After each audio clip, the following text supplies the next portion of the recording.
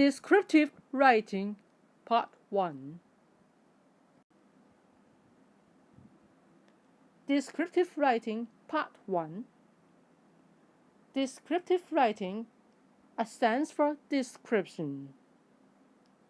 To write beautiful description of people or places, you need to learn some skills.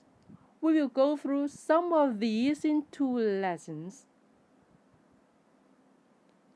You often have to describe a scene as part of your writing. The scene may be a particular place or a building.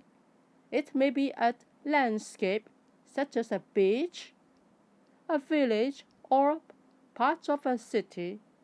It may be a person.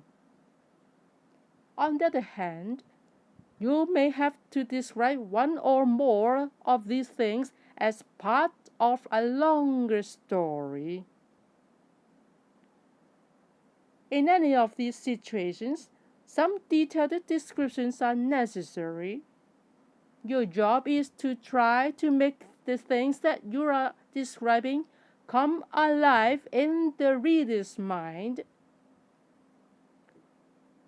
You will not achieve that unless it is clear and vivid in your own mind.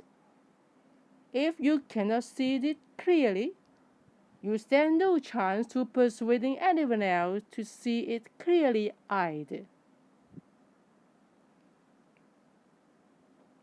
For example, suppose you need to describe a crowded beach. You will find this much easier if you have a particular beach in mind. If not, then try to remember the features of various beaches that you have seen. These may be ones that you have to visit yourself, or ones that you have seen in pictures or films. You can select different features and use them to create your own new location. In the process of description, you are creating an entirely new beach. The features of beaches that you know will give your creation in an air of realism and make it convincing. One way of making your description convincing is to give it depth by referring 5 senses of sight, smell, sound, taste, and touch. Working your way through these 5 elements also gives you a structure to your penning. The element sight. This is the sense that we all think of first. It is easy to think about what you can actually see at this beach. Waves, sand, children playing, perhaps some fishing boats. These are all things that you can see in general terms. Your task is now to see them in sufficient detail to make them particular and specific. Think about the waves. Are they small waves gently lapping at the shore, or are they huge breakers crashing on the shore in a spray of surf? The answers to that question will depend partly on what kind of atmosphere you are trying to create. If you are trying to create a lazy summer day, you will need gentle waves. If you want to create a stormy and angry atmosphere, you will want huge waves. The element smell. This is an easier sense to deal with in terms of description. For example, the sea can sometimes have a fresh smell, a smell full of fresh air and oxygen. It is the kind of smell that invigorates and makes us feel full of life and health. It can also have a more unpleasant smell, especially on a hot day. This can be a slightly sickening smell, especially if there are smelly streams discharging into the sea. Again, you can see how these two types of smell create very different moods. The element sound. The next time you go to the beach, lie on your back and listen to all different sounds you can hear. Some will be natural sounds. You may hear the waves breaking on the shore, pebbles being turned over by the waves, the sound of birds calling, and the wind blowing. Other sounds will be human. The calls and laughter of children playing, of parents issuing instructions. You may hear cars or the sound of a bus as its engine struggles up a hill. You can use these sounds to create interesting contrast. For example, the squeal of cars' brakes is all the more terrifying when it contrasts with the lazy, peaceful sound of gentle wave lapping on the shore than if it is part of a gentle roaring of sound in a storm. The element taste. You may well think this is a strange category for description. How can you taste the beach? For example, I have been swimming in the sea and emerged with this taste of salt in my mouth. I have been playing on the beach and ended up with my gritty grains of sand in your mouth. I've even eaten something like sandwich on the beach and also ended up with sand in my mouth. Of course, on the beach, I record the taste of all the typical food that helps conjure up the atmosphere of my chosen place. The taste of ice cream is one of food I usually associate with beaches. The element touch. This is another sense which is often neglected in descriptions. Think of the touch of the sea when it is much colder than you expected. Think of the touch of grains of sand compared to a smooth rock. Think not just the touch on your fingers, but also what it is like to walk with bare feet on different textures. The difference between dried and wet sand, smooth pebbles and gritty small rocks. You can apply the same structures of thinking of the five senses to any description of people or places. Sometimes you may have more one sense than another, but that does not matter.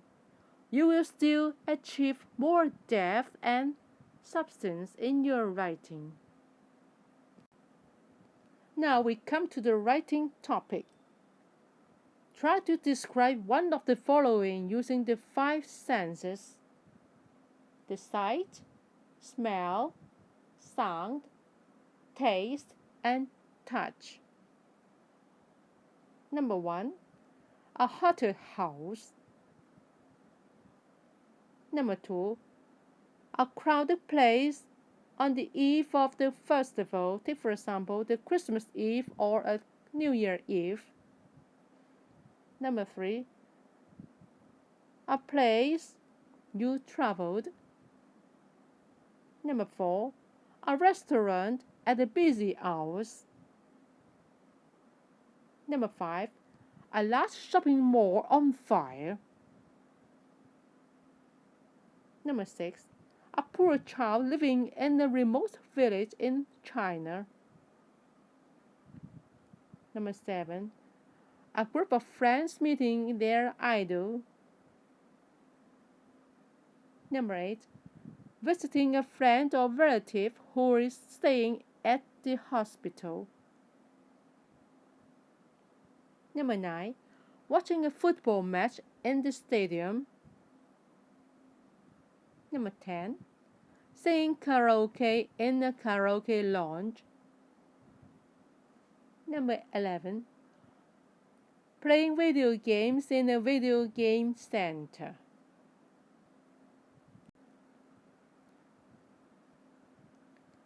Read what your classmate wrote about her new friend, Amy. I want to tell you about a new friend of mine. Her name is Amy. She's my age and we are in the same class. As you can see from the photo, she's got long fair hair, brown eyes, and a friendly face with a beautiful smile. She's not very tall, but she's slim and fit. I met her on the first day of the school. I went and talked to her when I realized that she was new. Before she moved to Hong Kong, Amy lived in Shanghai. Her parents are very likable and friendly. Her dad has got a business here and her mom works in a supermarket. Her brother is called Alex and he's just like my own brother. Funny. Amy and I sit together in class. She's very good at mathematics, not like me. I help her with her English when she doesn't understand something. I think we make a very good team. We do many things together. We listen to the same kind of music. Her favorite band is U2. She's got some great CDs. When she first came to school, some boys in the class made fun of her, which is not so nice. But she talks to everyone, even to those horrible boys. She's a very friendly person and we really understand each other. When I'm sad, she knows I need somebody to talk to and she's always there for me. Sometimes she's a bit shy, but so am I. Amy may not be from Hong Kong, but I don't care because we have lots of things in common and it's never boring when we are together. I like her very much. She's great. I'm really glad that I met her. Read what Eva wrote about her new friend Amy in a letter to her English pen friend and take down notes about Amy. Now write about another of your friends you know very well. Number 1. The size and the body shape.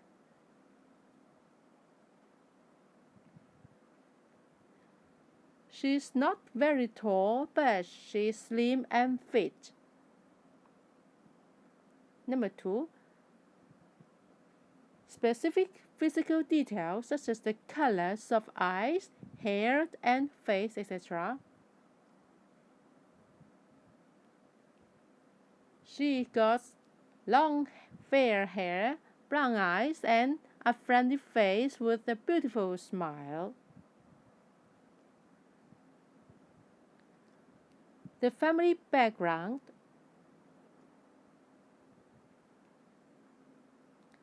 Her parents are very likable and friendly.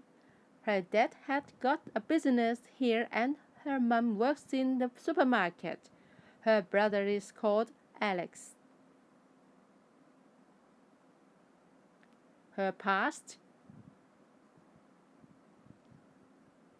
Before she moved to Hong Kong, Amy lived in Shanghai. The interests and hobbies. She likes to listen to music. Her favorite band is U2.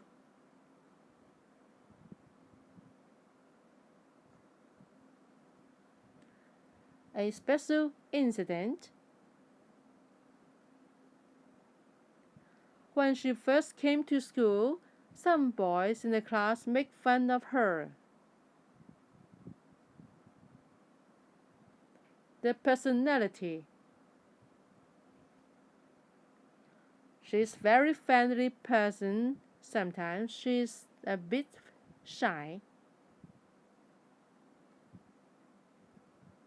The general opinion and impression from others. It's never boring when we are together. Others may mind her coming from China. Now, do the exercise and test yourself. Complete the following by writing your own friend. Give some details of his or her look, family, and interests. Number 1, the size and the body shape. Specific physical details, the colors of eyes, hair, and face, etc. The family background, his or her past, and the interests and hobbies.